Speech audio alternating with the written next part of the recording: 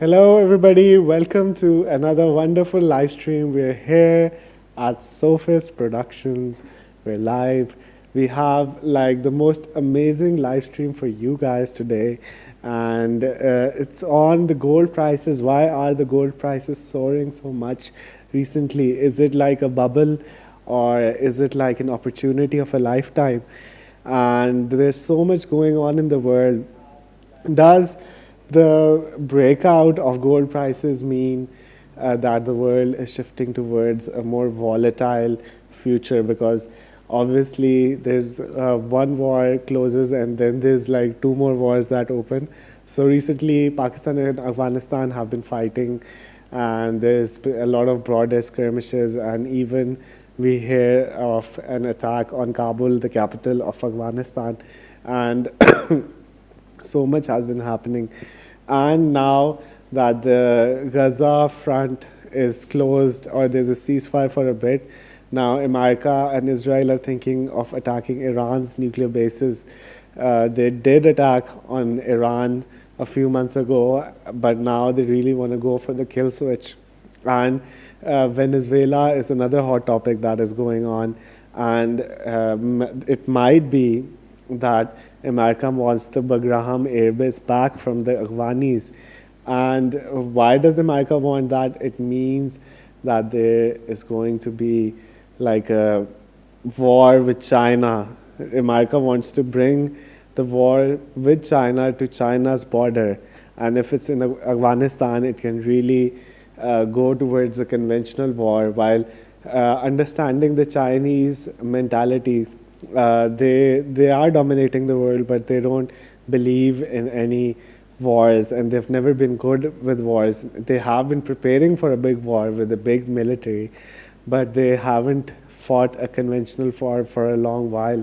So America now wants the Bagram Air Base. Is it to destabilize the Chinese system and the Belt and Road Initiative? And this gold thing, we're going to tell you a lot of things today, a lot of things that you guys haven't heard about. So without further ado, we have Anila Shahzad, who's a geopolitical analyst and a writer of a few books. She's here with us to break down what is happening in the world of geopolitics. And her latest book is called Geopolitics, Frameworks and Dynamics in a Multipolar World. We'll be sure to give you a link. And let me introduce you. So how's your day going? And could you give us your 2 cents on the whole world and what's happening right now? Assalamu alaikum, everybody. It's so nice to be here again at Wali Wonders in Surface Productions, and I hope everybody is doing very good. But the world is really going something like haywire. Everything is like instead of coming towards peace, instead of coming towards stability, what we are looking at is a world that is becoming more and more complex by the day, by the hour. Starting with the Gaza war, you know that we've all been praying so hard every day that there must be a ceasefire and the people of Gaza should have some respite and be able to go back to their homes and get the food that they need, the medicines they need, and all the basic human rights that they deserve to have. Everybody deserves to have. They should have them too. But when eventually a day or two back, there was eventually a ceasefire, we were all, I think, heartbroken at what kind of a ceasefire this was, because the Israeli forces are still inside Gaza. They are still occupying 2/3 of Gaza. Only 1/3 of Gaza is free of the IDF forces. And again, the Trump administration and all those people who had gathered in the Sharm el-Sheikh in Egypt for this ceasefire and peace agreement, they just, I think, forced the Hamas and the people of Gaza to just without any, conditions, give away the only leverage they had, which was the 20 hostages that were left with them, and the bodies of 20 or some more deceased hostages. And what Hamas did, they agreed to give back those hostages. 20 living hostages have been already given back to Israel, and the deceased ones, all of their bodies have also by today have gone back to the Israelis. And people all over the world, analysts all over the world, are like afraid, fearful of the thing that the moment Israel and Netanyahu get those hostages back, they are going to make some, excuse, some blame game upon the Hamas, that Hamas has done this or Hamas has done that, and they are going to reignite the war, and they are going to complete the genocide of the people of Gaza. And we're going to talk more about it. The whole, Gaza peace deal and the whole ceasefire is a totally heartbreaking thing that has happened.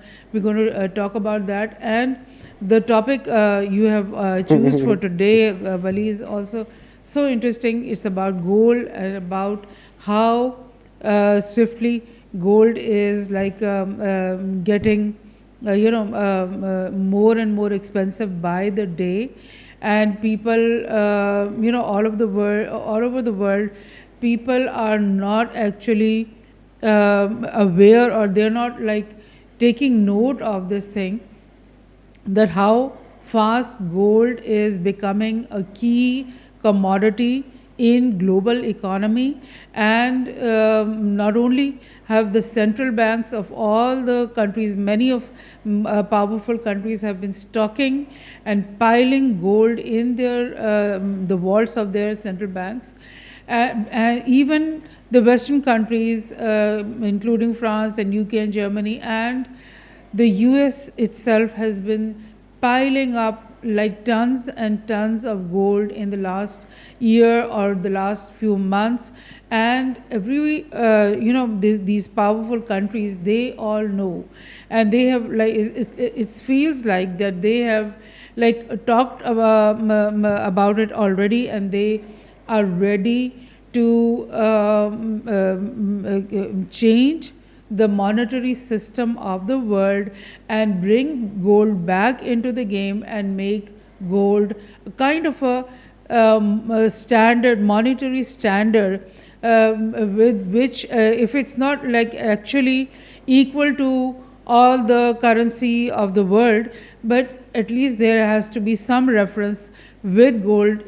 Money has to be connected in some way or in some proportion with gold, so that people can trust the fiat currency. Because what has been going on, Wali is going to like explain it in a better way, but what has been going on is that for the last 50 years or so, since the gold standard was removed in the Bretton Woods conference, after that, what the central banks and the Western monetary systems, what they have been doing, these huge banks in the US and these huge banks in Britain and France and all that, and in their ally countries, they have been running schemes in ways that they could be like make money out of money, just literally. Like you have $1 billion in your account, in your bank, in your central bank, and you make a scheme that allows you to double that money and triple that money. And I mean, that's the way fiat currency was going on. And there has been so much like fraud and so much wealth grabbing because of these monetary systems, that now, after so many decades, countries all over the world do not trust each other with their money, especially the countries in the global south, they do not trust the US dollar anymore, and they are ready to like change the monetary system of the world. And dollar is like many Western analysts are saying that dollar is at the verge of its utter decline, and it's going to be like not years, maybe just months or even weeks, when we are going to hear the bad news about the dollar. And the US economy and the US government is also ready to depreciate the dollar to such a level and allow the world monetary system to go towards the gold standard, because that is going to help them get out of their monetary problems and all the frauds that they have done, and all the debt that they have accumulated. The US alone has to pay $37 trillion of debt, and there is no possible way that the US can ever pay back this debt, because of the reason that they are not giving back this debt, rather they are accumulating a new 2-3 trillions every year of more debt. So I think Wali should intervene in this. So before we start, do you think that the higher prices are a good sign, or do you think it's a Of bad gold. sign? Yeah. The good thing is that the humanity should get rid of these fiat money. This, paper money is such a big horse, such a big fraud. And with this, paper money, governments of nations, they control their people, they control the policy, and they like control the economy. And there is actually no free market for anybody. And once gold becomes again the backbone of the monetary system, like it used to before the banking system came, then at least we will all know the real worth of the money that we are, or the wealth that we have. You're right about that, and I think it might be a good thing for the gold investors, but for the world in general, it doesn't seem like such a good thing. The soaring prices of gold, that's what the big economists said, that there might be a time when gold will go just like parabolic, and that might not be so good for the US economy and the world economy, because higher gold prices means that there's more uncertainty in the world. People do not trust the dollar system anymore. There's like an alternative system that is coming up as well, that is the brick system that we're going to talk about today. And mainly there might be more wars that are going to happen in the future. That's why people are predicting a flight to safety, and they're going towards gold. But before I give you my deep dive on gold, I just want to show you my Twitter, which is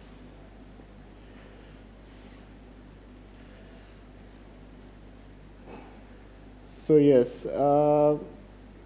So let's start with this chart, which is a very important chart. Can you show our audience the chart? And can I plus the chart? Maybe not. So this is a chart of from 1971 to 2025, and it shows the rate year to date change in gold.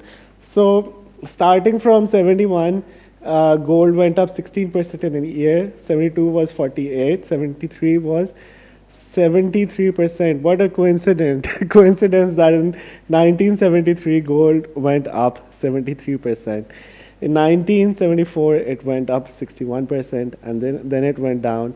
And particularly in 1979, gold went up like 126.5%, which is like such an astronomical jump.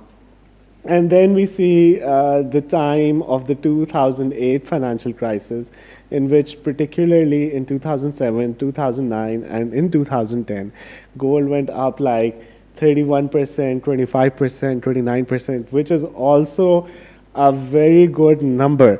But now, that's the point of our stream today, that it might be that the next financial crisis that is upon our heads. It's really difficult to predict the markets in a short term scenario. And if you take in the long term, so we might be going towards like a major depression in the world.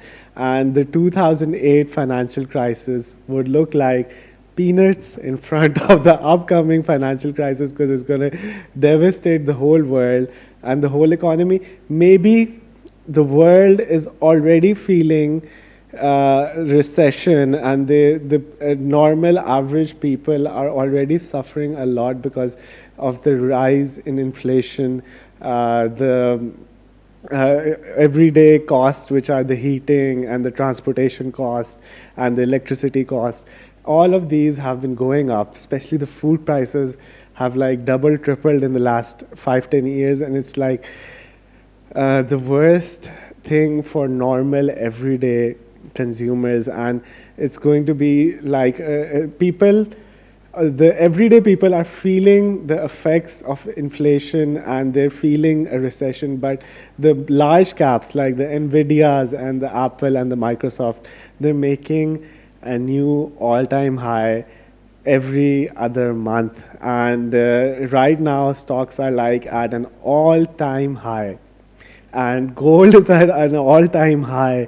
But can this continue? Because mostly when gold is dripping, the stocks are falling, and when the stocks are falling, ripping, the gold is falling. So both of these, and also the crypto thing, we'll talk about what's been happening in crypto.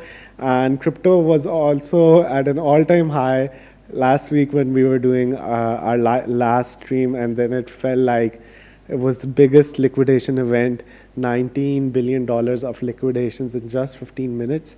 And a lot of people, a lot of crypto people are now ending their lives. There's been videos all over the net that crypto is a scam, and people want to end their lives because of the last financial crisis, the $19 billion liquidation event that happened, not because of any technical issues with Bitcoin or Ethereum or all the other cryptocurrencies.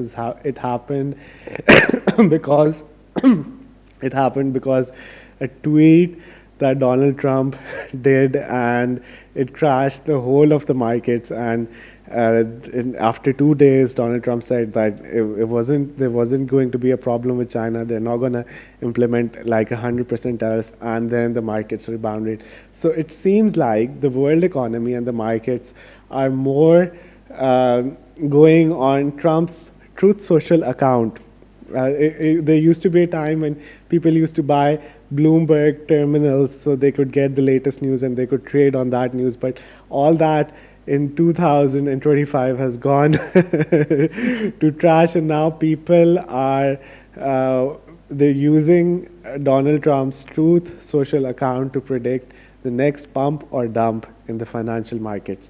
And I mean, it's like now in 2025, year to date, it's already a 60% rise in the price of gold, which is like unprecedented. What does that mean for the global economy? Does it mean, and what if gold keeps on making new record highs? What if it goes to 5,000 this year? What if it goes to 6, 7,000 next year? Is it going to be good for the average people? We're going to uncover all that. But before me going to another post, do you want to put something in? Mm-hmm. You want to say Yes, something? you're really right. And we've been listening to analysts from the Western side and others also. And the business people and the gold bugs around the world have been saying this repeatedly to everybody, to people, that if they have any surplus money or any saving, they should not put that money or their saving in the bank in the like form of dollars or rupees, but they should try to buy little amounts pieces of pure gold, and try to make that their reserve for a coming time, which is going to be very crucial time, a time of wars, a time of desperation, and a time of total uncertainty. And we are actually walking towards that time, because the mood of the big powers is not really very good at this time, and we're going to discuss that also. So I want to show my audience a video. Can we see this video? So these are the lines that are forming outside the gold bullion dealership. And let's look at the lines. So these are all the people who are standing outside the Trying gold bullion. This is the ABC bullion. to buy And gold. yeah, they're there to buy gold. And what is happening? Actually, you guys can just buy gold sitting at your house. You can just invest in like a gold ETF, or you could go on any stock exchange and even make a leverage bet, like 3x leverage, 4x leverage on gold. So why are people like actually standing in front of the gold bullion? Because this is another conspiracy that is going on, that the people who have shorted the gold or the silver, they're in a big loss, because there's like a short squeeze going on. And the people who have longed the gold, they don't want the dollars. They want actual physical delivery of the gold bars. And that is such an insane thing that the LBMA and the New York Stock Exchange and the Federal Reserve Bank doesn't have the amount of gold that they claim, because the system is based upon like this paper derivatives. It's like there's a paper tiger and then there's an actual tiger, and in the gold market it's same. There's paper gold and then there's actual physical gold that you can store. So in certain ways, if you have like a big amount of gold and there's like this world ending scenario, can you like really travel with that gold? And gold is not like so easy to handle and to transfer, because it's heavy as well, and there's a lot of risk involved as well. So people in 10 years or 15 years in the past, they might have thought that why not just buy this paper certificate that says that I have this much amount of gold. And now people don't want that certificate, because for every ounce of gold that is in their vaults, they have like 60 times or 100 times more paper gold that is floating around in the stock markets. And all that gold is, that paper gold is like really worthless, because what are the people doing? The people now know that they can just take physical deliveries from the LBMA or the New York Stock Exchange. And they can wait like a few months. Maybe if they open a contract today, they might get deliveries in December or even in next year's January. But people are opening these contracts and not taking their profits and expecting those deliveries, because they can wait till December and they know for sure that in December or in January, the prices are going to be even higher and there's going to be a shortage of gold. So it calls for like a really, really dramatic scenario that is going to happen in the future. And I want to show you this quote by Morgan Stanley. And Morgan Stanley is saying gold is money, everything else is credit. So this is the father of the banking sector. Morgan Stanley created the biggest bank of the United States of America, and he was funding even the world wars and the railways and the petrochemicals that were all around the world. So this is JP Morgan saying he has like this weird face. I never liked JP Morgan's face. So not Jerome Paul is saying Apple, this is not Apple, Tesla, or Nvidia. This is gold. And he is showing you this, what you can say, parabolic, or it's like almost a vertical line that is going on, which is unprecedented. Gold hasn't shown us these sort of figures since like 50 years or more. So what is going on in the world economy that now gold is like jumping to such a great value? So this is another chart, a very good chart, and this shows that the phases of the market. And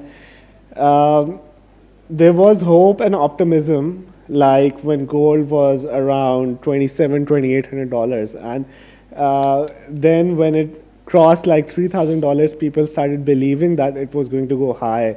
And then the thrill phase happened when gold crossed $4,000, and now we're in the euphoria phase because gold is nearing $4,300 just today.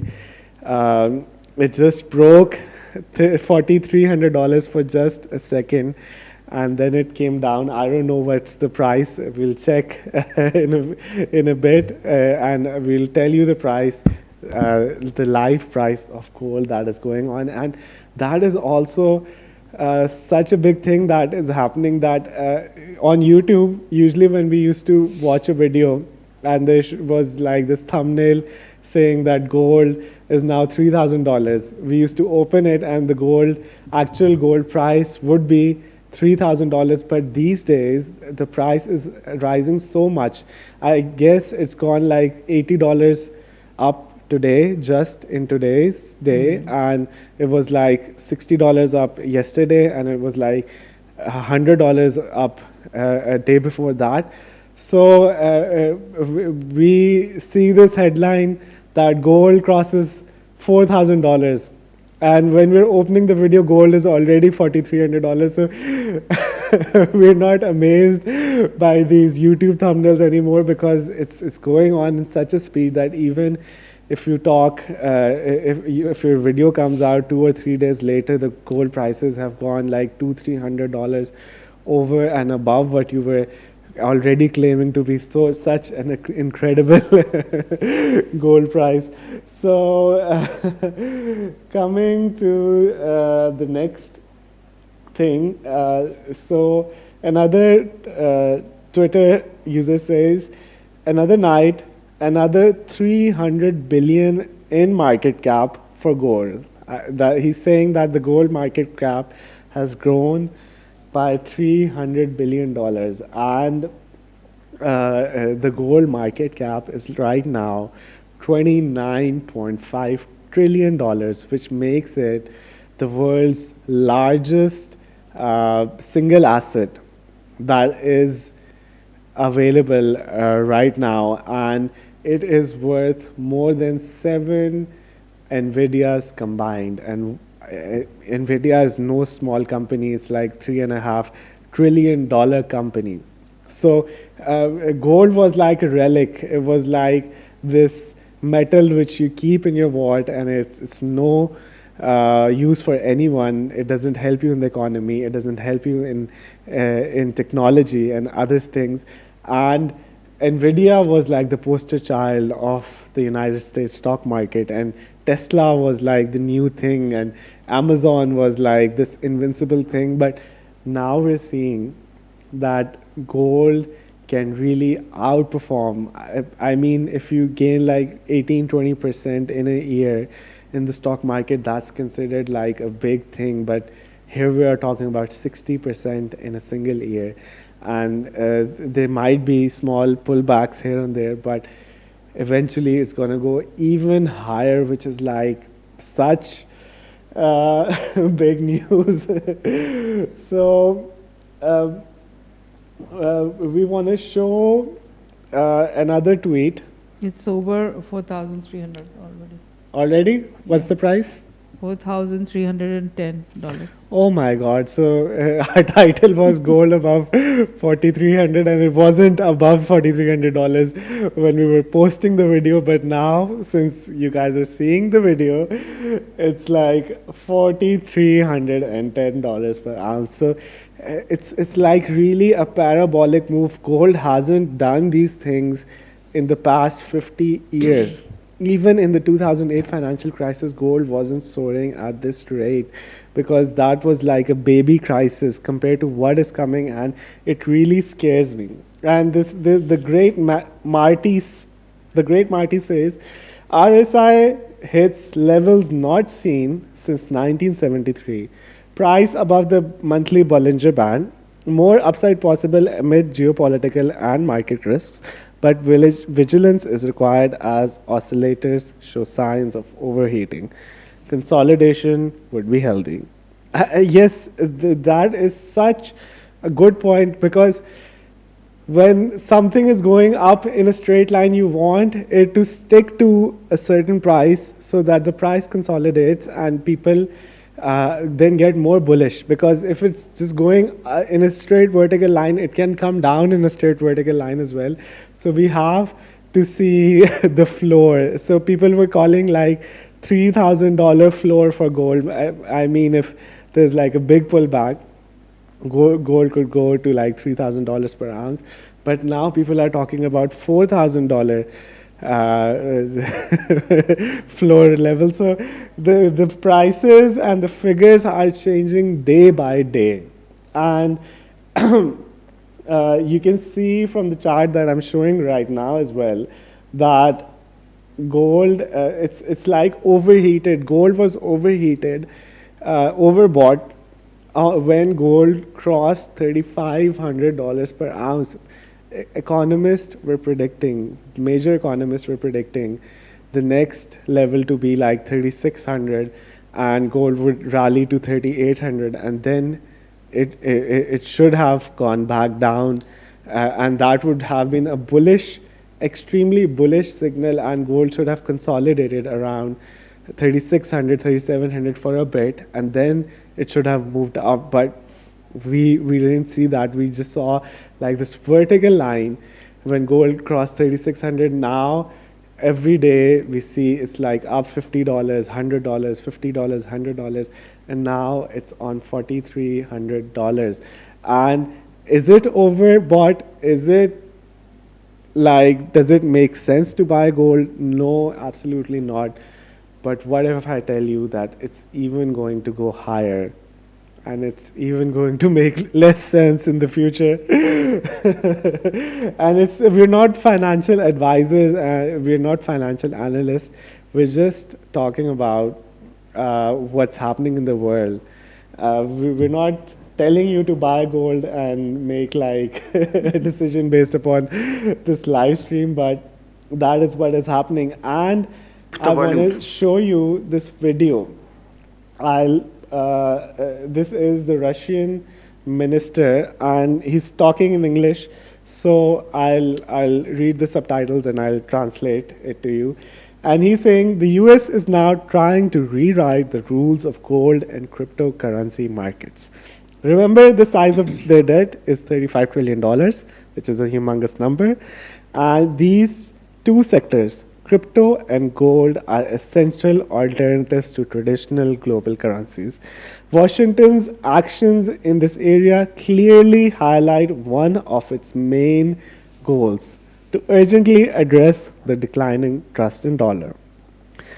I don't trust dollar in any way.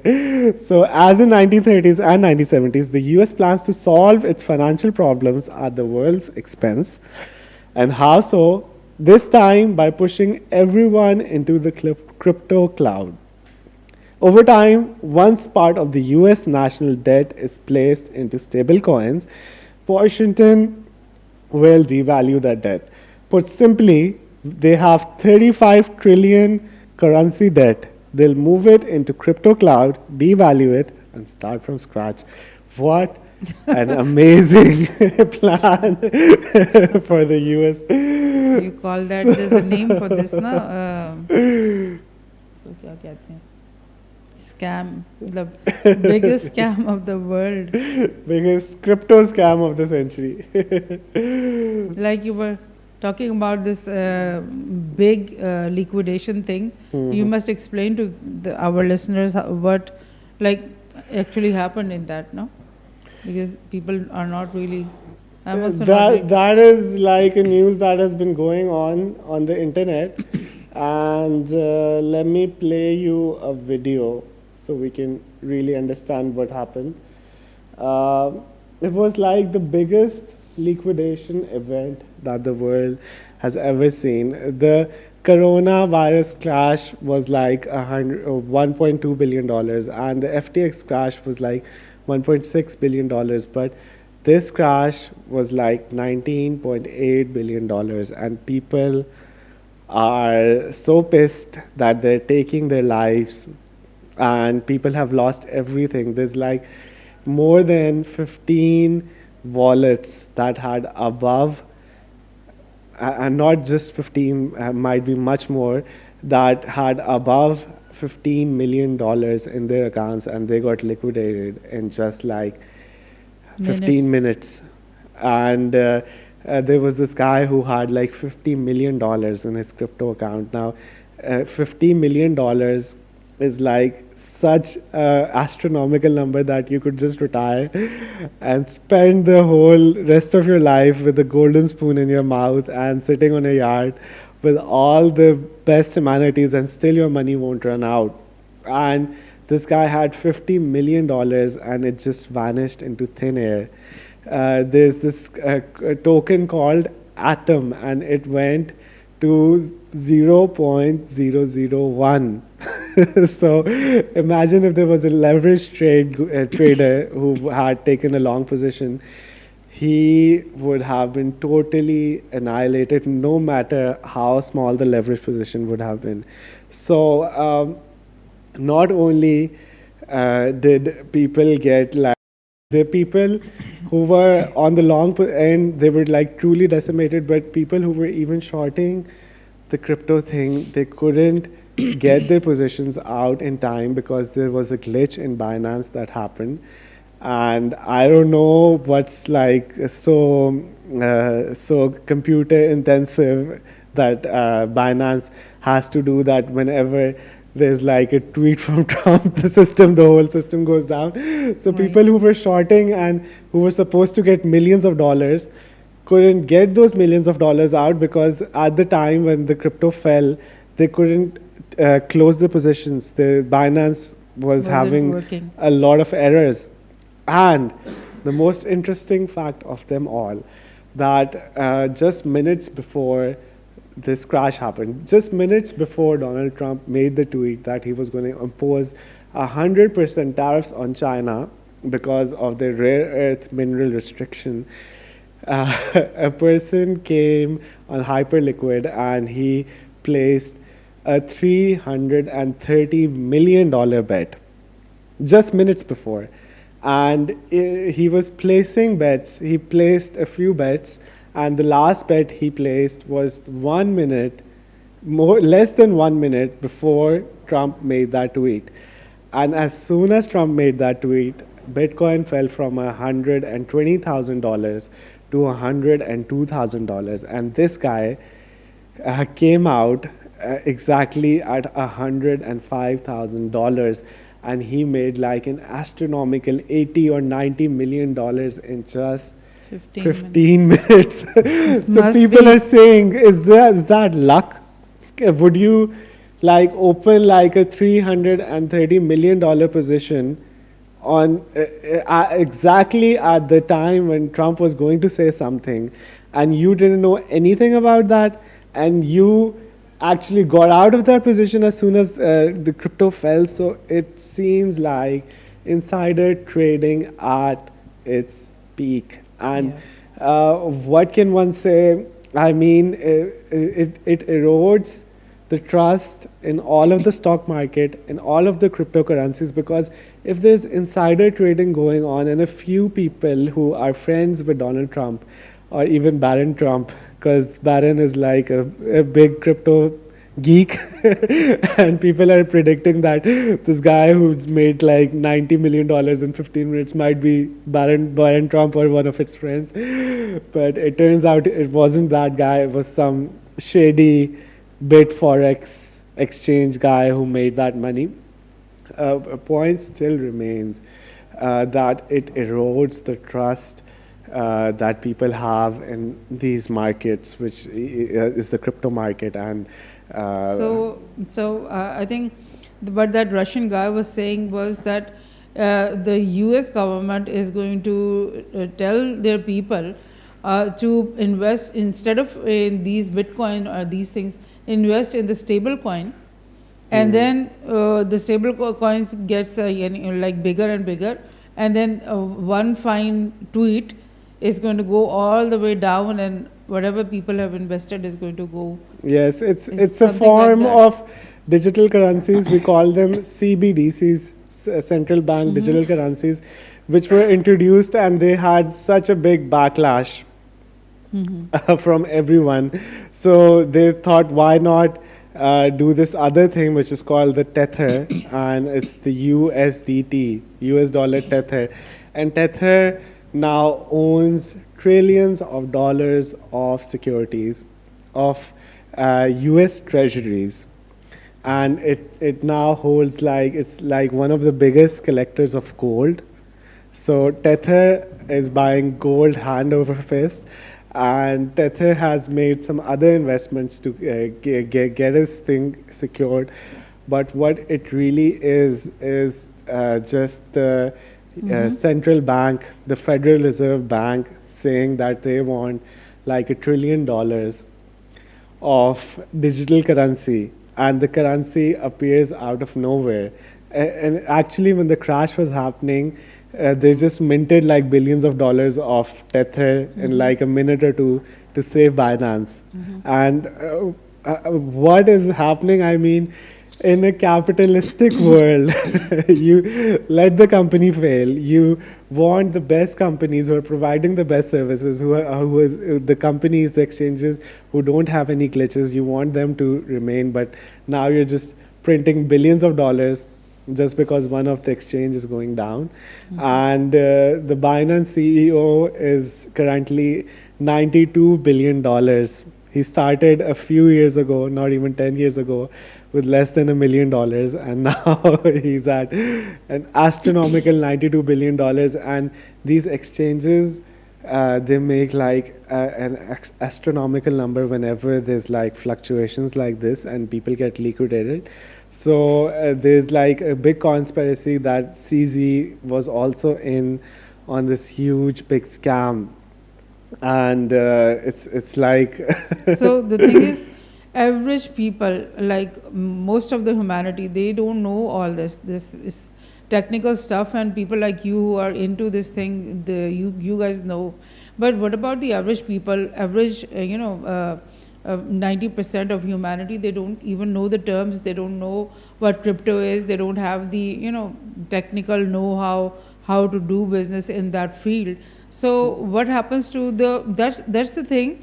I think you're trying to tell is that multi-billion-dollar frauds and multi-billion-dollar scams are going on in that small field, and all that money, I think, is being squeezed out from the liquid money of the of humanity. Mhm. Do you think It so? was the greatest transfer of wealth in the shortest amount of time, because Right. people who had been doing crypto for the last 10 years, and they had millions of dollars, and that was just not like they started trading yesterday and they made like 10, 20, 30 million dollars. That was like 10 years of hard work, and it all got wiped out, and millions of people are affected, and all that money was siphoned away towards a few people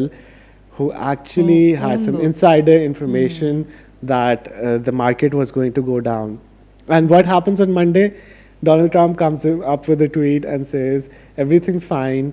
We're in talks with China, and the stock market and the crypto somewhat rebounces and regains its level. So, So there's. that's the thing.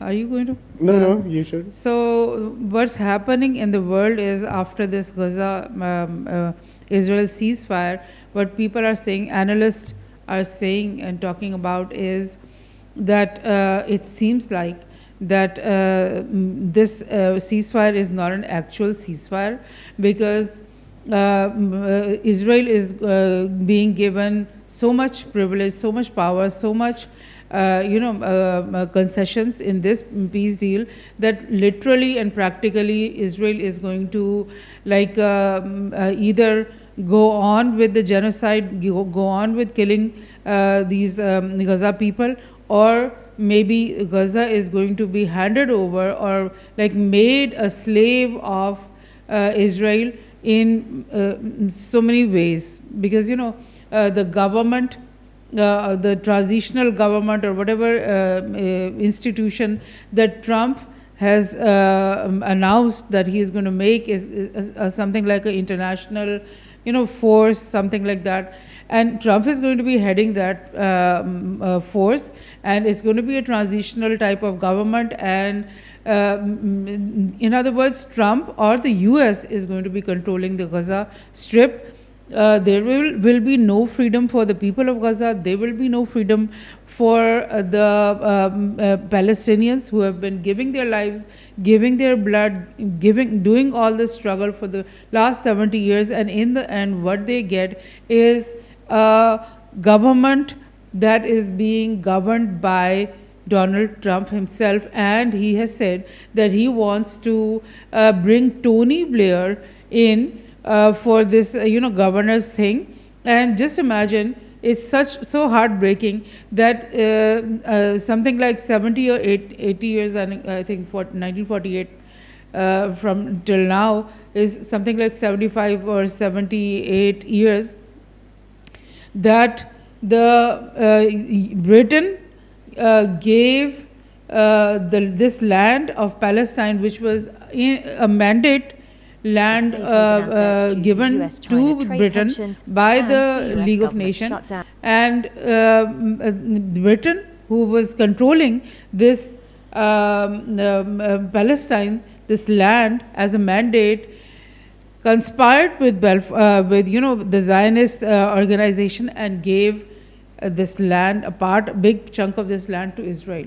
And after these 78 years, again, the rest of that land, Gaza, is being again given as a mandate to Tony Blair, maybe, or maybe Stammer, or maybe Macron was also there, and Trump was also there, and Egypt. I'm so angry at Egypt, the way they handled this thing. And the question is, are they going to give Gaza back as a mandate to US and Britain again? And what they're going to do, they are going to smoothen the way to parcel this land again back into the pocket of Israel.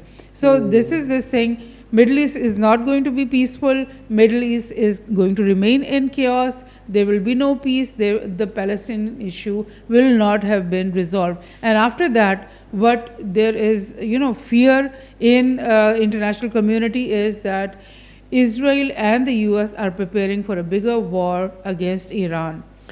But Shehbaz Sharif disagrees with you. Shehbaz Sharif was standing with Donald Trump just 2 days ago, and at Sharm el-Sheikh in Egypt. Yeah, and he said that Donald Trump is the best president. No other president could have done what Donald Trump has done. And Pakistan nominated Donald Trump for a peace prize. and he Few is months like ago, the yes. best thing for Palestinians. And if the I mean, if that's Palestinians what our are, PM is saying, yes. if the Palestinians are agreeing on a two-state solution and they're handing over the hostages back to Israel, and if the Israeli forces are somewhat backing off, even if it's for a day or two, and if both parties are happy with each other, who are we to say anything? Yes, And we should keep, we are keeping our fingers crossed, and we are praying that the people of Gaza get some respite, get some foods, get some, place to live, homes and, buildings and infrastructures. There is no school in Gaza, there is no hospital in Gaza, there is no university, there is no offices that can run or govern the Gaza, because it's all rubbles. It's 90 million tons of rubbles. We were just reading a news. So we are hoping that something good may come out of this thing, but the way we have seen Israel behave, the way we have seen Netanyahu behave, and the way his far right cabinet has been behaving, they are not ready. They don't even consider the people of Palestine and Gaza and West Bank as humans even. They just want to slaughter them. They just want to kill them. They just want to do the job. And when Trump is going to be the head of that, whatever organization is going to govern this thing, Trump has been saying for the last 2 years that he wants to build a Riviera in Gaza. It's going to be a posh area where big hotels and big multinationals are going to come in, and all those are going to be owned by, of course, Western peoples. So what will be the Gazans, the people of Gaza will be forced into small little camps and again treated like slaves and slaughtered every day and forced to leave the land which they have resisted for these 7 or 8 decades. So that is so heartbreaking. So what I was saying is that peace is not coming to the Middle East, and not only this is true for the Palestinians, it's going to be true for Iran also. There's going to be a war against Iran, and when that war happens, what is going to happen? The whole Asia is going to be and there's also a war going between Pakistan and Afghanistan, right? As we speak, there's a ceasefire for 48 hours. We hope that ceasefire continues, and countries like Saudi Arabia, Qatar, and China are trying to mediate all the things between Pakistan and Afghanistan. But that's a war that has already started. Iranian regime has said it multiple times by now that Israel is going to attack them any day. And the Gaza situation, we were very happy on the Gaza situation, although even our great leaders, they used to say that you can't trust the Arabs on the Palestine issue because they're not sincere for the Palestinian issue. Maybe destroying the Ottoman Empire. We did like this very wonderful episode on the Ottoman Empire, and unfortunately we couldn't. We should do another thing on the Ottoman Empire because we couldn't tell you all the things. But the point is, destroying the Khilafat was like a sign by the Arab leaders that they weren't interested in Palestine. They were just interested in their own get quick rich schemes and getting the oil out of their land and making these all these states like Syria and Saudi Arabia and Qatar and Yemen and all these places. So saying that what is really happening in Palestine is like a real devastation right now. There seems to be like this period of like non-violence, but we hear that Israel is right now breaking the ceasefire by bombing, still bombing, killing, shooting, and bombing and killing innocent Palestinians. On the other hand, if the conflict was ending and the gold prices were falling, it would have been a good sign that might be we might see more, what you can say, peace in the future. But since the gold prices are even going higher after the ceasefire, I don't believe that the world is going towards like a good Yeah. future. And you know, the Pakistan-Afghanistan conflict that you've just mentioned is such a heartbreaking thing. Another thing that, both the countries, I think Pakistan being a stronger and a bigger party and such a, strong country. We just defeated the Indian military in the month of May this year. So we are a stronger party. So we need to be more responsible. We needed to be more like peace loving and trying to end our issues, whatever they were with Afghanistan, with new negotiations and peace and talks. And we have so close relationship with the Afghanis. We have actually stood behind all the Mujahideen factions in their long war against the NATO, 20-year long war, and before that their long war against the Russian occupation. We've stood behind our Afghani friends and brothers and sisters, and now was a time that we should have reaped this, the fruit of this whole struggle.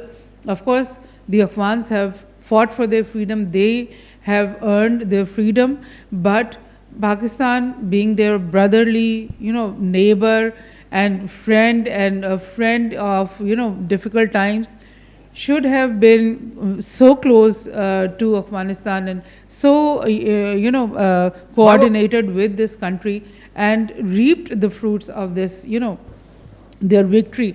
Instead, doing such irresponsible things, behaving like, kids. Like we know that there is so much terrorism inside Pakistan.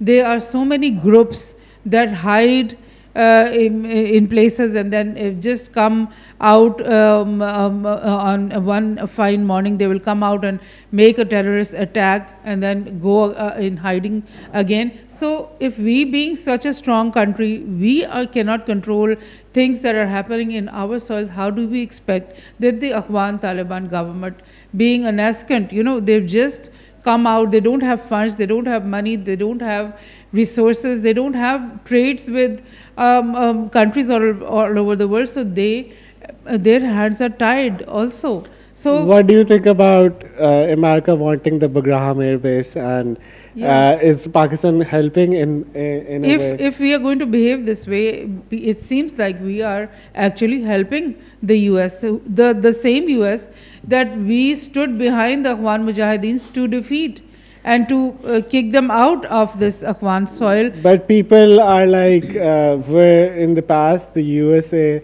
was blaming Pakistan for playing a double game, so was Afghanis blaming Pakistan for playing a double game. And it's such a humiliation that no one even trusts any person There was for a Pakistan. lot of coordination when the US was leaving Afghanistan. There was a lot of coordination between Pakistan and Afghanistan. There was talk, and their leadership was so many times stationed in Pakistan. There were safe havens for those leaderships, for the Taliban government leadership in Pakistan, and Pakistan military and Pakistan government. They had all things sorted out with the Afghani government and Taliban government. With Osama bin Laden as well. But the thing is, yes, you're right. I agree with you that our government is behaving very, very irresponsibly right now, because what we're doing, playing this game against Afghan, maybe to please our new friendship with Trump, Donald Trump, who wants that Bagram air base. Maybe we're playing this game, but this is such a dangerous game, because what is really needed for Pakistan and for this region and for the progress and stability of Pakistan is actually connected and related with peace and stability of all our neighboring countries. If there is war in any one of them, if there is a conflict in any one of them, we suffer just as well. So the war that Israel or the US, maybe they want to start with Iran, that is going to again destabilize the whole region. So that is what I'm talking. Can I play a little Yeah. video? Yes, sure. Explaining how the situation started. So this is a little video by AI Spiral Delhi. into a full-blown war between these two countries. Well, it all began on a chilly October night in Kabul. Just before 10 p.m., a dark vehicle slipped through the city's shadows, weaving between checkpoints and narrow streets. Eyewitnesses later said the convoy was desperate, trying to escape from aircraft hunting from above. This vehicle moved toward Abdul Haq Square in District 8, a busy, important part of Kabul surrounded by government buildings. It was no ordinary crossroads. Suddenly, the night erupted when drones and jets ripped through the sky and two massive explosions shook Abdul Haq Square. This is where windows shattered as people scattered in panic. Automatic gunfire echoed through the area, a deafening sound that filled the city's core. Smoke and flames rose as investigators rushed in to secure the scene, as this was a deliberate attempt to take out high-value target Noor Wali Mesud. But the leader of the TTP survived, which then led to this all-out war between these two countries. Here, the Taliban launched coordinated assaults along. So you just saw that the Pakistani army attacked Wali Masood in the middle of Kabul, and we hate the leader of TTP because he's like a global terrorist, and Wali Mashood. Wali Masood, yes. So this guy was responsible for. I'll pull up some articles as well. So this guy is responsible for a lot of things that are going wrong with Pakistan over so many years, because since this guy Wali Masood came into 2018 he came into power, there's been more attacks in Pakistan military and more attacks in Pakistani police, and we know that there's some Indian funding going behind all these TTP people, because India doesn't want Pakistan to prosper, and they want like the separatist movement going on in Balochistan, and there's the BLA, which is the Balochistan Liberation Organization as well, and there is a lot of terrorism that Pakistan has faced over the years. Especially we were in the war against terror in the Bush era and the Obama era, and there's been like thousands of drone strikes that have gone in just Pakistan region, and we have like lost 70,000. But you have to understand that even Osama bin Laden might be a CIA agent, some people say, and some people say that the Mujahideen, the Afghani Mujahideen who fought against the Soviet Union and won, all of them were trained by Pakistan. But in this war on terror that happened after the 9/11, the Afghanis and the rebel fighters are responsible for a huge amount of killings in Pakistan, and especially suicide operations, which is like the most horrific thing, that people are blowing themselves up to and going. I don't know what was happening, but the point is that now, as soon as Pakistan attacks this main terrorist, who is like the worst person in the whole world, now the whole of Taliban get together and defend this guy, and they start attacking Pakistan on multiple fronts, and there's a lot of casualties. A lot of our chowkis got destroyed, a lot of our people, soldiers got killed in this conflict, and then Pakistan responded, and it was like a very heavy response. And we actually, these Taliban came up with like Soviet era weapons and with heavy artillery, and they were like doing maximum amount of damage, and they were the first ones to attack. Why would you go on attacking like your friendly neighborhood country?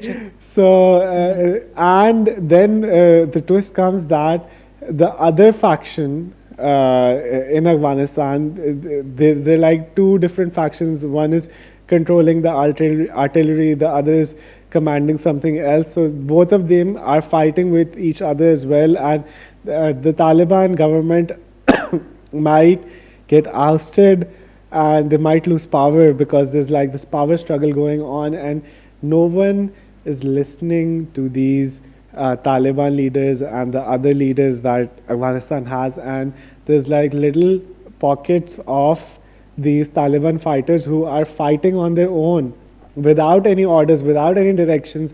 They're attacking Pakistan military posts, and they're like doing Can I all of interrupt this you? stuff. So this is not that simple that the one Taliban is good and the other Taliban is bad, and one Taliban is trying to destroy Pakistan and the other one is not trying to. Even Taliban is not now secure in Afghanistan. Yes, the way you have put it all is like, it seems like you're also confused and you are using the one term of Taliban in so many contexts. That's exactly what's happening. Even Pakistan this media, they also use the term of Afghan Taliban and the TTP interchangeably, which is not the right thing to do, because the TTP means the Tehreek-e-Taliban Pakistan, which is a banned terrorist organization. Pakistan does not own it, it bans it. And even the Afghan, even when the Afghan US war was going on at that time also, the Afghan Taliban, who are genuine Afghani local Mujahideen factions fighting for the freedom of their own country, they used to say, I used to read that in the papers, that they used to say that we do not own the TTP. TTP is a terrorist organization, but they have taken the same name just to confuse, and that confusion works so good. Like to this day, our national media centers, they don't take this effort to clarify the thing that Afghan Taliban government is totally different and the TTP is totally different. TTP is a terrorist organization that the Afghan Taliban government does not own, and they are funded by foreign organizations like the RAW and others, and they do all this mischief inside Pakistan. They come in, they go there, they do that, and what happens at the end, there is bad air between the two governments. And Pakistan, of course, and the Taliban, they have been acting very maturely. They have been, a Taliban government has been saying in the last 2 years that we are not going to allow terrorist factions to stay in the Afghan soil. But of course they don't have the funds, the training, the all the things to There's manage those recently in Pakistan, there's been attacks against our military, and before the war started, before Pakistan struck Wali Masood, there was like 11 soldiers that died in one day. Exactly. And every time these type of attacks happen, Pakistan government and the ISPR, they give statements that India and RAW have been behind these terrorist attacks.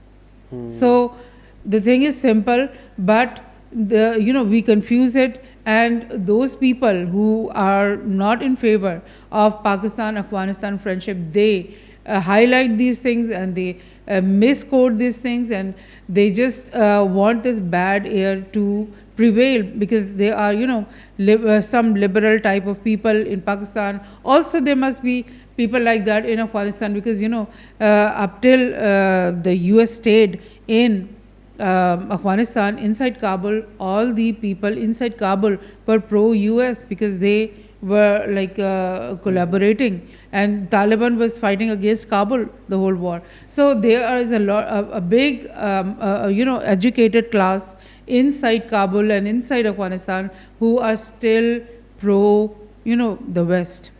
So this mischief and this misunderstanding and all this bad air, that is easy to be made, but Pakistan should have acted in a more responsible way, in a more mature way. It should have understood what our national stability and security requires, and what is better for the region, how we going to get closer to Afghanistan. Instead of making enemies with Afghanistan, we need to make very deep friendship with Afghanistan. So should we go towards a few comments? Yes, you should. So there's like Mohammed Fazan is saying gold never gets old. It's just it shines in new ways. Arush Fatma is here. She's saying hello, hello Anila. Hello, And Aruj. Sundas is waving. Sundas is saying hello everyone. How are you? And Aruj is saying hello to Sundas. Asma is saying we're not watching a price rise, we're witnessing a monetary revolution in real time. That's exactly true, and that is what we were saying since the beginning. Although we went towards Afghanistan, there's a lot of things that we need to say about gold as well. So we'll come back to that as well. So Sundas is thanking Aruj, and Aruj is saying, great topic today. Intelligent log. Thank you. Sophia Williams is here. She's saying, hello, sweet Anila. Hello, Sophia. How are you?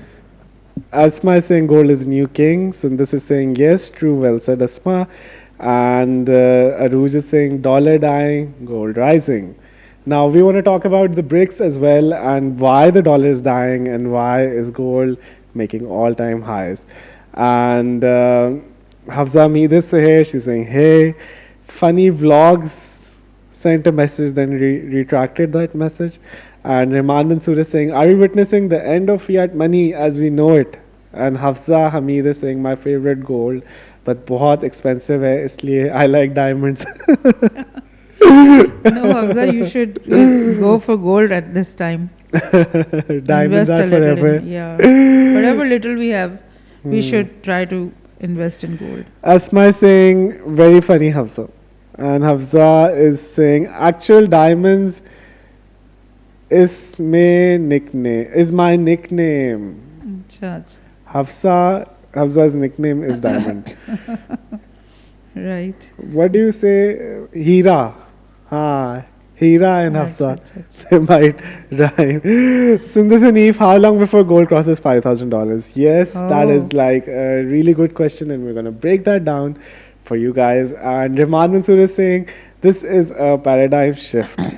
And Hassan Harun says, hello, Zaheen logo. Very interesting topic. And Sundar Sani says, Gaza topic, oh my god, I can't. Bro, किस time available हो? कल मिलना. Hassan Harun, I am available whenever you wanna meet me, but you might just direct message me on my YouTube account, and then we can exchange our numbers, and then we can meet. And Fatma Ali is saying, from boom to billion. Sabah Kamran is here and she's saying, hello Wali, your work and team is trophy, is excellent. And Irfan Bajwa is here, he's saying, hello sir, late. Sokar utha, aapko join karna pada. Thank you. Thank you for joining us. And Fatma Ali is here, she's saying, hey. Irfan Bajwa saying, if 7 Nvidias is equal to 1 gold, are we overvaluing tech or overvaluing gold? Now, that is like a really good question. What do you think? Is gold overvalued or is the stock market overvalued? I think the stock market is overvalued because, nobody is going to trust these stocks anymore. That's the thing we were talking about, that people are actually waking up to this thing, that their stocks, their cryptos, their all these things are doomed to decline, and people are running for physical gold all over the world. No? But they have been predicting like the bubble of all bubbles and the market crash for the past 10 years now. And the crash never seems to come. Maybe the stock market is going to go up another year or two, even maybe 5 years it's going to go up, and then the crash is going to come. The trend we are looking at is that the market goes up, then there is this big liquidation event, and people lose so much money, and then it goes back again. So isn't that, a total hoax? Hoax. Hoax. So Arnie saying, yo, yellow boy. Thank you, Arnie. Ram Nawaz is here. He is giving us a smiley. Sabah Kamran is here. She's saying great. Fahad Munir is here. And he's saying, bro, when do you usually go live?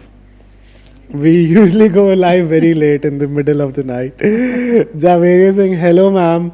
How long will Gaza have to suffer?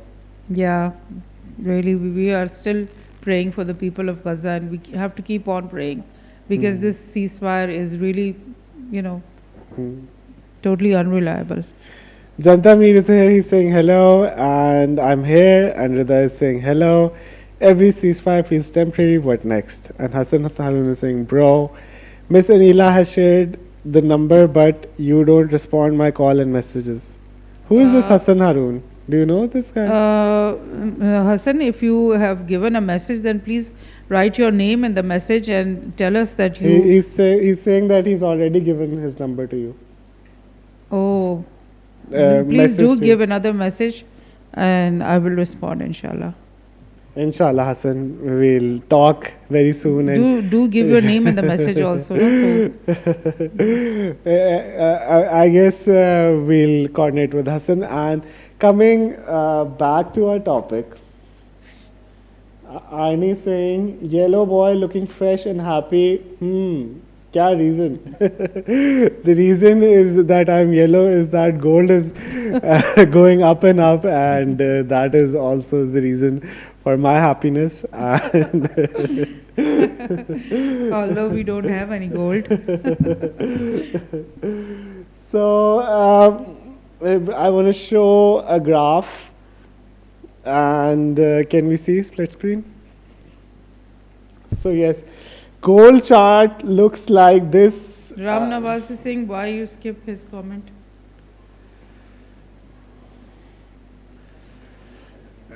Ram Nawaz, you have retracted your comment. Can you give your comment again? And I'll read it out loud. So, Peter Schiff reaching insane levels of insufferability, and people are lining up to buy physical gold. I'm thinking the top is closed. No interested in standing in front of a train, but this rally is long in the tooth. So some people are also predicting that the high prices of gold, I mean, how much of a rally do you want? Like, how much of a greed do you have? Do you want, like, to make all the money in the whole wide world just this instant? So some people are saying that it's already too overvalued and it might come down. So it might be a good time to be selling your gold. And gold futures break 4,300 an ounce. We started this week near 4,000. So four. आवाज वो हो रही है double. No, easy. So gold started like 4,000 in the start of the week, and we already thought that 4,000 would be a strong psychological level. But it turns out that 4,000 wasn't any strong resistance. It just in a week we are at 4,300 levels, and it just obliterated the gold futures, especially the shorts who were over leveraged. And there's this another chart that I'm showing you, and it says gold breakout of a multi-decade triangle pattern. The yearly chart confirms a clean structural breakout above resistance, moving above 4,000, sets the stage for a powerful long-term advance. So these are usually the lines that are drawn for technical analysis, and gold hadn't broken this technical line for a long while. So what are traders looking for? They're looking for a break of structure, and gold had this amazing cup and handle pattern, and that was the first sign that gold was going to go up when it was breaking like $2,300-$2,400, and now we have broken this major line, and now gold is on its price discovery phase, and it can go extremely parabolic from here. But we're not wishing that it goes more parabolic, but because that would mean a lot of trouble that would be coming towards the stocks, towards the peace and security of the whole world. And uh, I mean, it would have been, it will be a disaster. And the top 50 mining companies surged to a new record $2 trillion valuation. The best performing list shines with gold and silver counters, including eye popping six-fold increases. Six-fold is 6 times the stock has increased in an year. For erstwhile minnows like Cure Mining, which timed its acquisition of Mexican silver mines to perfection, and a 305% jump for Fernilo, the London listed silver miner controlled by Mexicans. And you can see the list. I mean, even the gold miners are like going above, over and above, and they are at an exponential phase. So, what is really going behind all of this great news about gold? There also the factor that there is this BRICS currency, which is an alternative currency that has been like the stream of many countries like China and Brazil and Russia. They want an alternative system because the US has been weaponizing the dollar, especially since the Ukraine-Russian conflict. And USA can just take away all of your foreign reserves, and they can ban you from all international exchanges. And especially, you see the petrodollar, the oil is being traded all around the world, and the Saudis and the OPEC and the Qataris, they take dollars and they give you their oil. Maybe sometimes they take US treasuries, but it's the same thing. And people were fed up because of this dollar system, and now they want an alternative, which is the BRICS currency, which Trump is really, really, really furious about. Now, the BRICS currency would seem like this dream for China, because if people are not trusting in the US dollar, why would people trust in the Chinese yen? And why would they trust in the Russian ruble? And why would they trust in the Indian rupee?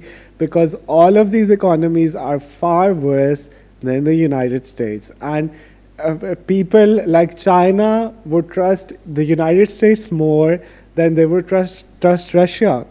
Because central banks are printing currencies out of thin air. So why would someone give you all of his oil or all of his soya beans or all of his laptops and phones and iPhone 17 Pro Maxes and just take like this paper note which says like $100 or $50 or 50 yen or 50 rubles? The currency note has no intrinsic value. It has counterparty risk. Every time you have $100 in your hand, that is a loan that the U.S. government, you have given this loan to U.S. government, and it's upon the United States government that they're gonna somehow give you $100 worth of whatever thing you want, but it's all a bubble, and it's all, and plus the inflation that is going on, it's eating away the society, it's eating away all the extra savings. People used to, 10, 15 years ago, people used to have extra savings, and they would go on vacations and they would spend extra on their kids. But now, due to inflation, because inflation is so high these days, especially since the Russia-Ukraine war, people are now having no savings, and even they're earning more.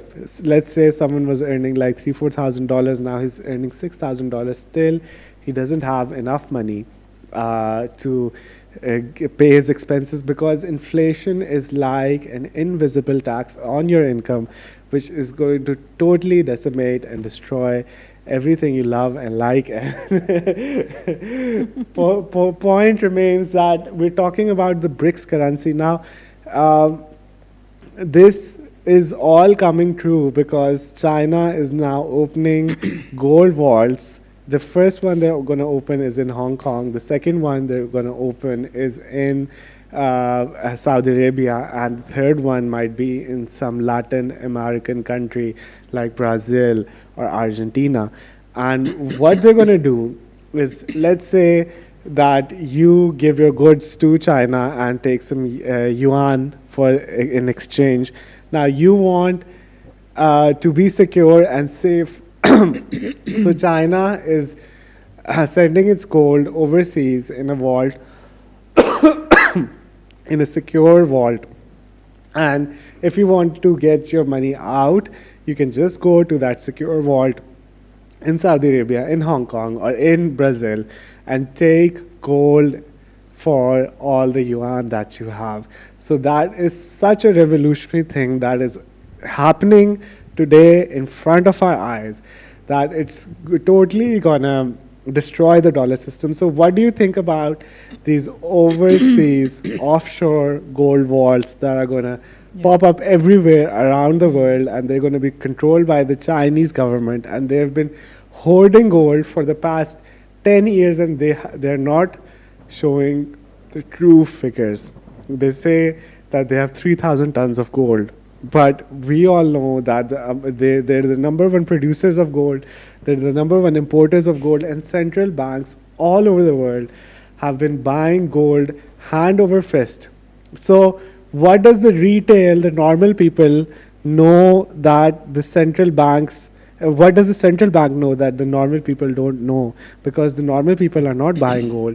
Actually, because the gold prices are so high, everyone who used to get gold jewelry for weddings and for other things, they're not now purchasing the jewelry. So the jewelry sales are going down while central banks are hoarding gold, because central banks know that the digital dollar, the CBDCs or the dollar or the US treasuries are going to fall in such a beautiful way that it's like, and plus if they fall, they devalue that debt.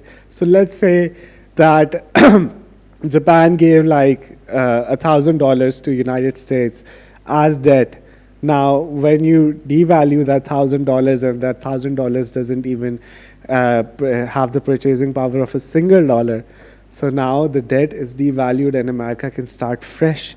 So, what do you think about these offshore vaults, and what about the BRICS currency, and what about this alternative system that is coming in front of us? Yeah, there's a few things that I would like to add, because the BRICS countries who have been talking about this new currency is going to be a currency which will be a currency basket actually, in which if they're going to use a currency supposedly by the name of BRICS, that currency will have a percentage value for the yuan, a percentage value for the Russian ruble, and for every country which is going to be trading in that currency. And what's going to be that the dollar, or the new dollar, or the new BRICS rupee or currency is going to be valued according to the different percentages of all these countries according to their GDPs. So the value of that single note or currency note is going to be a realistic value, and everybody who has joined this currency basket or who has joined this system will be having a portion of value in that every single note. So everybody is going to own that note. This was one theory that I read about this BRICS new currency. And the other thing about these vaults that I have read, that what China is going to do is they are going to be placing all this gold, and they will for instance, that vault is in Saudi Arabia. They are going to do oil trade or any other trade with Saudi Arabia, and whoever both countries has the surplus in that deal will have shifted that amount of gold in their name. Like the gold can remain in the same vault, but it's going to go in Saudi Arabia's box, and Saudi Arabia is going to be free to take out that gold whenever they want, or keep that gold there so that they can keep on doing business with China.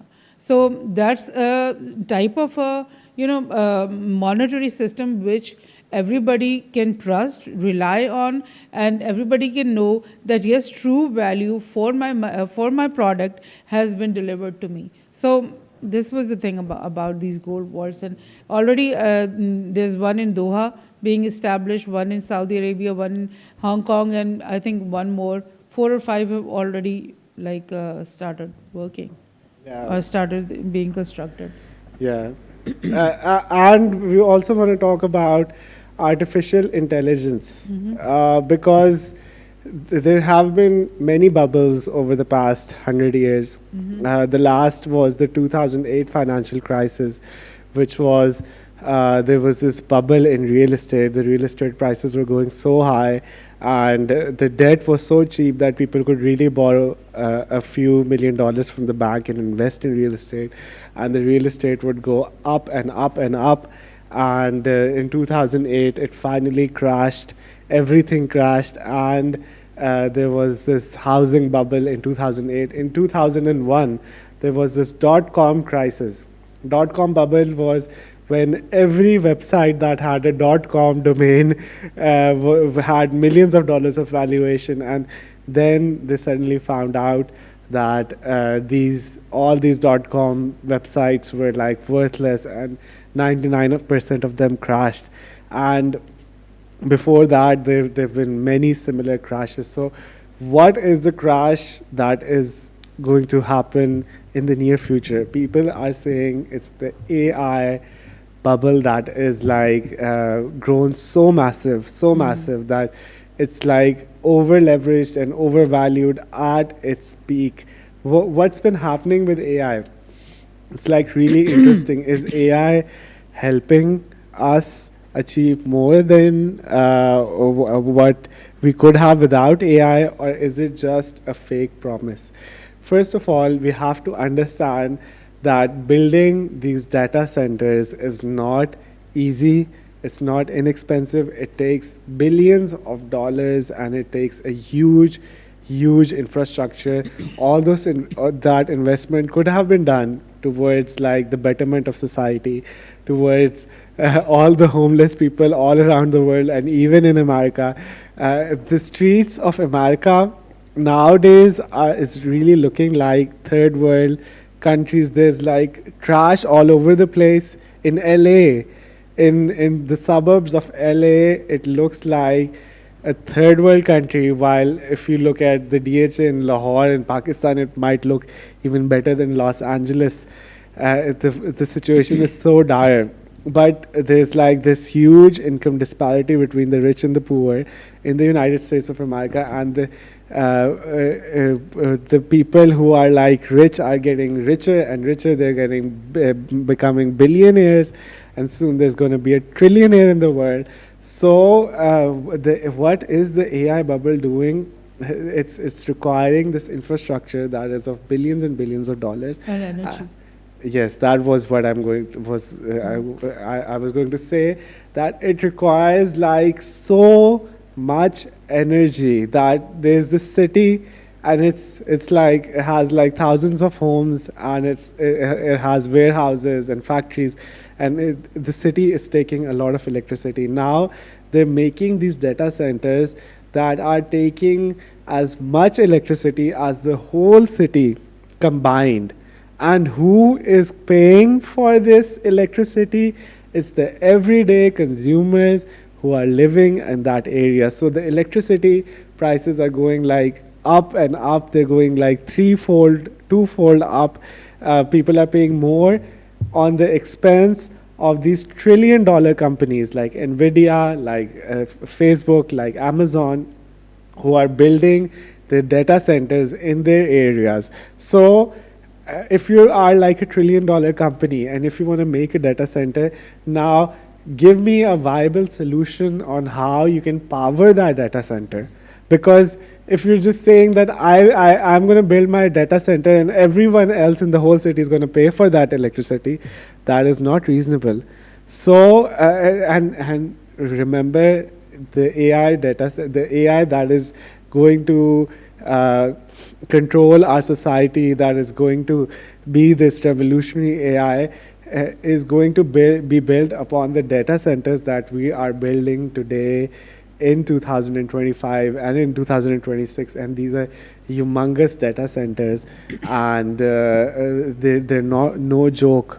So firstly, we're talking about the humongous electricity cost, and it's just starting, and it's going to go so much higher if we really want a future with AI, with AI robotics. And then we come to the usability of AI. So all these big companies were promised of this artificial intelligence, and they could lay off like hundreds and thousands of workers and just replace it with ChatGPT.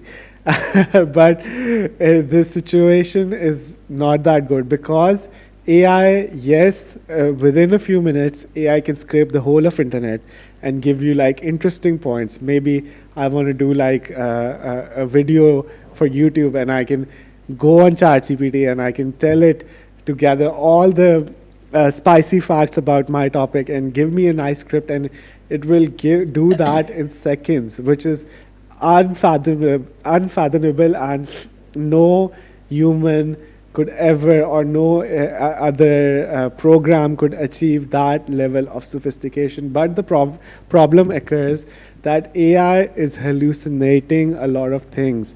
So 80% of the script that I got out from ChatGPT could be like really good and could be valid, but the rest 20%, AI is hallucinating all of those figures.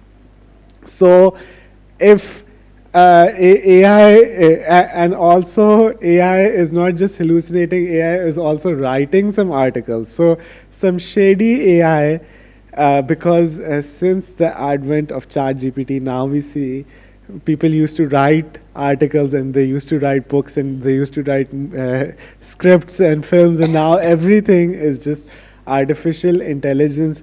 The AI is making the news and giving the news on a website, and then there's this other AI which is reading the AI news, and then it is giving you your final product. So everything is being hallucinated, and for companies who have sensitive data, for maybe it's the medical sector or some finance sector, now they can't really afford like 2% or 5% or 10% of their data being misrepresented, or the figures being totally off.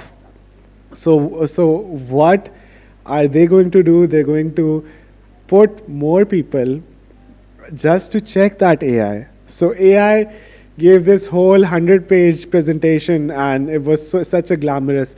Now there's the other person who is holding the hand of AI, and he's guiding the AI through every nook and corner, and he he is rechecking every source that AI is giving.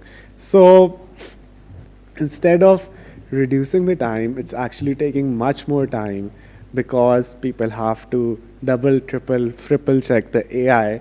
And now companies are noticing that those promises that AI gave us, they were like fake promises, and actually there's a reduction in efficiency and effectiveness. So what do you think about that?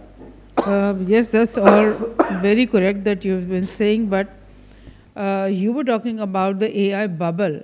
I think the AI bubble is something else, which is something like people investing in the companies that are making these AIs, and those the stocks of those companies are going like a rooftop, and there's going to be a time that all that is going to be just like crypto is going to liquidate or whatever, go down. Yes, you're right. But why is it a bubble? Because if AI was a solid technology, and if I could like replace 100 workers, just put like Chat GPT over it, so at the end of the day, AI would like really exponentially go up higher in the stocks and in everything. But the point is that they're promising you heaven, and they're promising you everything between heaven and earth. And when you actually try to implement that AI system, it's not working the way they promised, and actually it's wasting more time. It's hallucinating data. So they- It's misleading you to making the wrong decisions for your business, and because of that, individual customers are losing like millions of dollars every month because of this AI. Now, what are they going to do? Some of these companies are saying that we want our money back.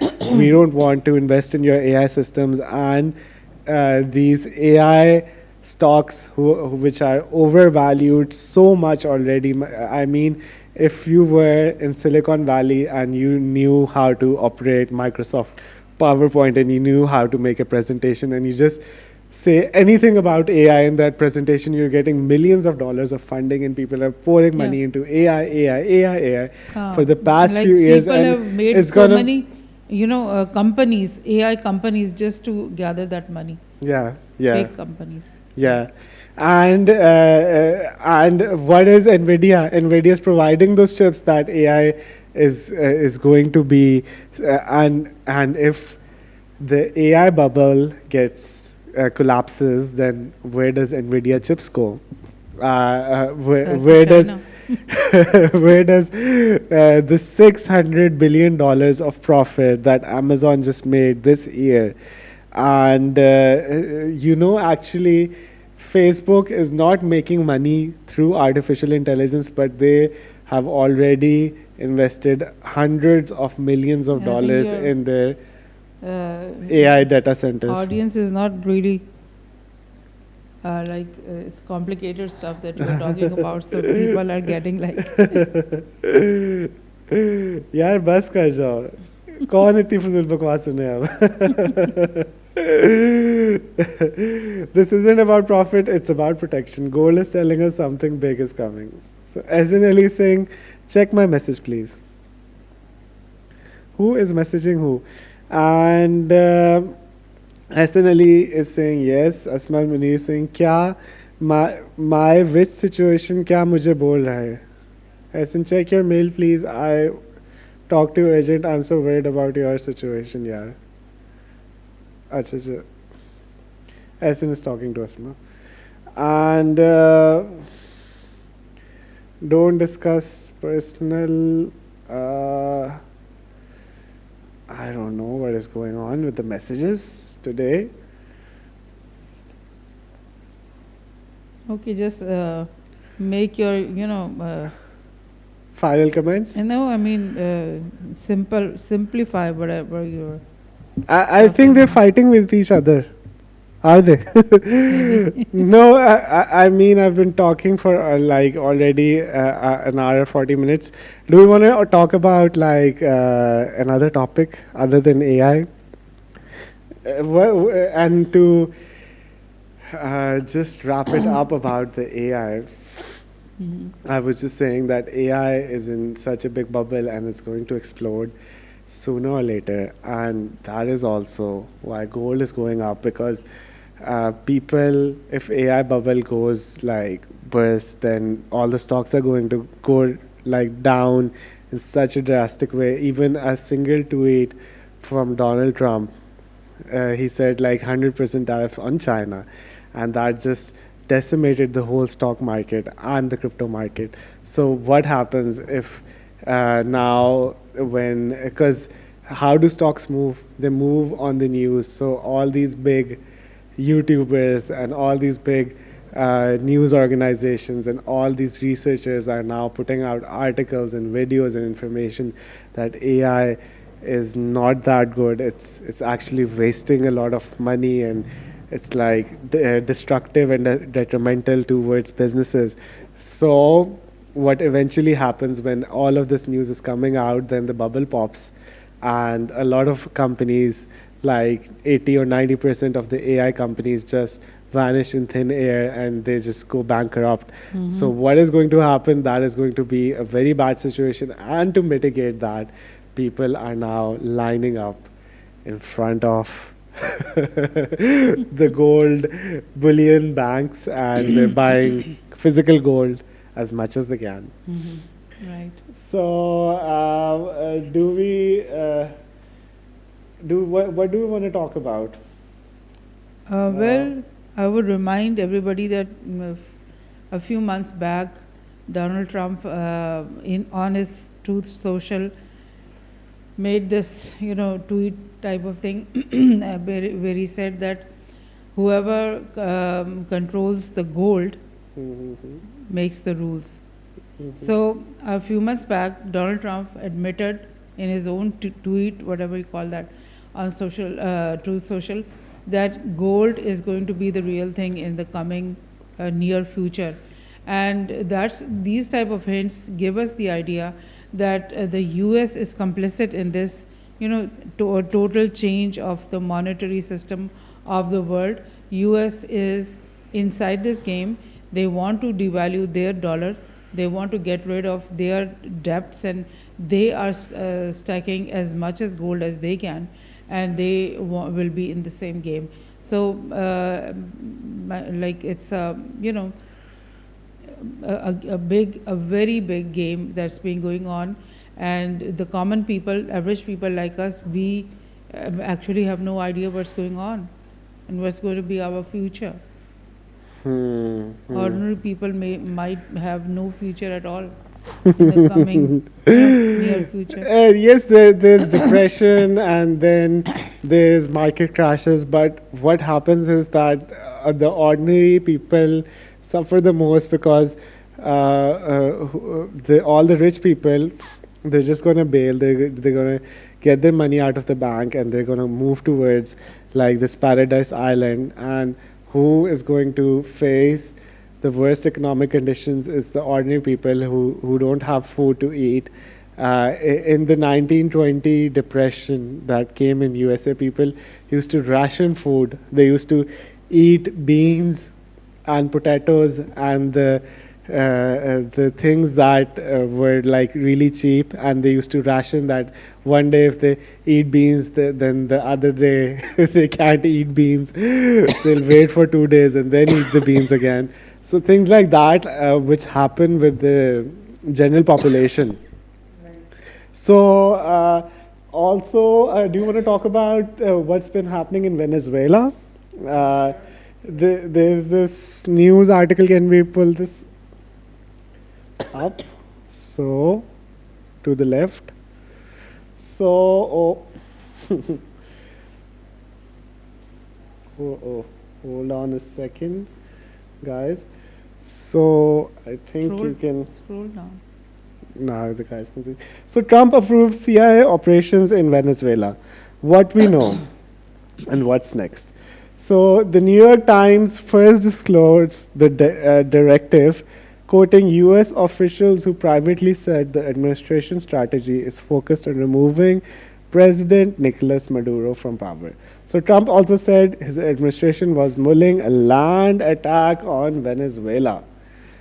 And there's also the Euronews is saying Trump says US conducted CIA covert operations inside Venezuela. And Trump said on Wednesday that he has authorized the CIA to conduct covert operations inside Venezuela, a rare confirmation from any sitting US leader. I mean, that is like an admission of breaking espionage and, covert that's what assassinations and coups and regime changes. So that's an international crime, and why is Donald Trump admitting that he is a Because this criminal the new in normal. front of? I mean, but the heck, I mean, they've been doing it for decades and decades now, 70, 80 years now. So what's wrong about saying it that all loud all out loud. But look at the moral deprecateness of the US now. They don't have any morality, they don't have any ethics, they don't have any respect for international law, international norms, and what they used to call the rule of law. They don't have any respect for that, and they are openly saying that we are going to do covert operations in Venezuela, and they are going to target Maduro, maybe bring a coup against him, or maybe assassinate him, or maybe like destabilize the country in any way. And the Nobel Peace Prize, the That woman is that for, CIA operations. but the woman who won the Nobel Peace Prize, is she from Venezuela as Yeah, well? yes, yes, she is the opposition leader from Venezuela, one of the, Juan Guaido, who the US backed against Maduro in the last election. He had to flee the country. He was like given asylum in some Western country. But this woman, Mariam something, she stayed in Venezuela, and she kept on like organizing opposition against Maduro. And the Nobel Peace Prize has been given to her. God knows why. I mean, there is no logic that any opposition leader, what noble thing has that opposition leader done? The only noble thing she has done is she has backed the US policy for controlling Venezuela. She's done that. I guess Maduro's days are numbered. I think, No, I don't think so. America is going to do a great attack America on has Venezuela. attempted so many times coups against Maduro, and try to assassinate him so many times. But the thing is that they are vigilant people, and the other thing is the real strength of Maduro is that the people like him, the people love him, and they stand behind him.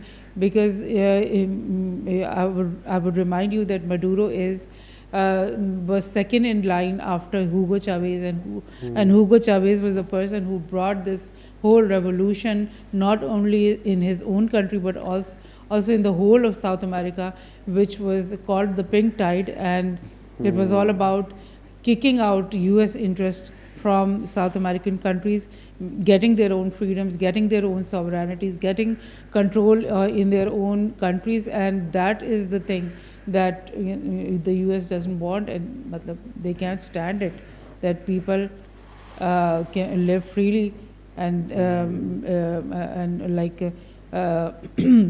stop being slaves to them. But the greatest weakness for Maduro is also the oil that Venezuela has, and it's like the biggest oil reserves in the whole of the Yeah. world.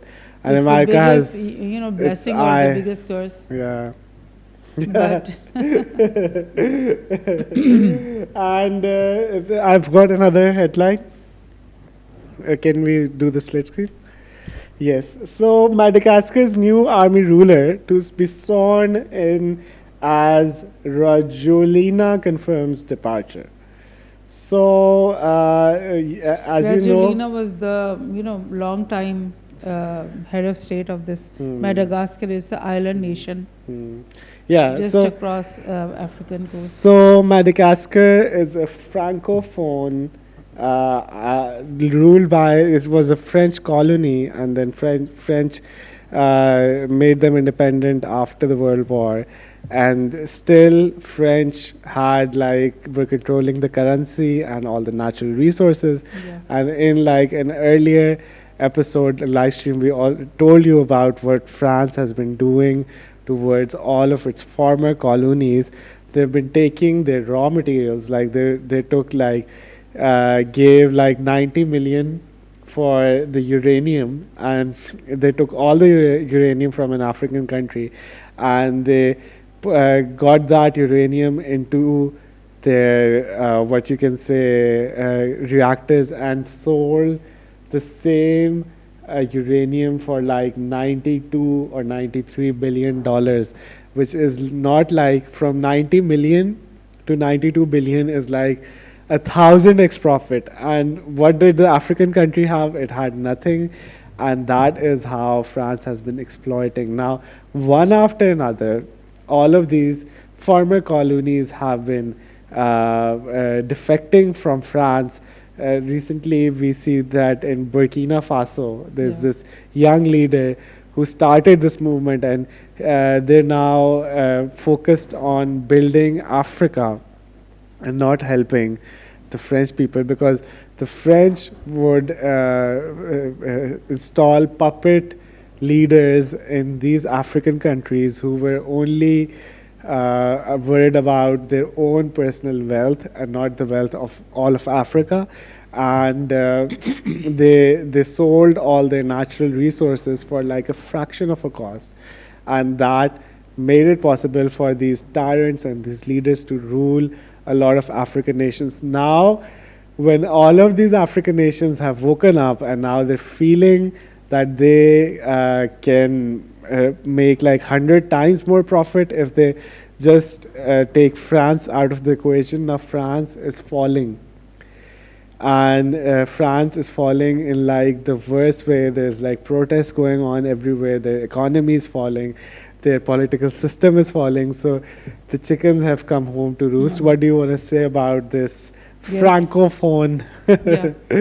There are actually something like 30 or more countries in Africa that were ex-French colonies, and France, even after leaving those countries, even after letting them be independent states, was still controlling them via its military bases, via its economic forums and all that. And most of the money of these countries was all stationed in French central banks, and these people were not even allowed to take their own monies from those banks, from the French bank, and money was printed in France, and that money was handed over by France to these governments to be used, and that was like another kind of neo-colonialism, another type of slavery. And now for the last 2 or 3 years now, one by one, in Ghana and Burkina Faso and I think Niger and Mali, all of them have kicked out the French interest, kicked out the French military from their countries, and they've told them to get out, and they are controlling their own countries now. And like Madagascar has joined this thing, and it's wonderful news, and we hope that the people of Africa get exactly what they deserve, and all the good things that other people in the world can have, they can also have. Yeah, that's so good. So I guess we covered a lot of topics today, and we've been talking for like almost 2 hours. And unfortunately, we want to end the live stream at this note. We covered like so much. We covered gold, we covered Afghanistan, we covered Venezuela, we covered Trump's moves, what is Trump thinking, and what is Netanyahu thinking, and what is going on in the world. And it's such a pleasure to do all these live streams all the time. Especially today, my throat wasn't that good. I've been coughing the whole stream, and I was sick as well a few days ago. So still, it's always such a blessing to do these live streams. And I thank all of my listeners and viewers who always join our live streams and offer all the nice comments, and for everything that is going on positive with us with this live stream. Thank you, all of you guys, for making this possible. And with that, do you want? So with that, thank you guys. Unfortunately, that's all the time we have. Stay safe, take care of yourself, and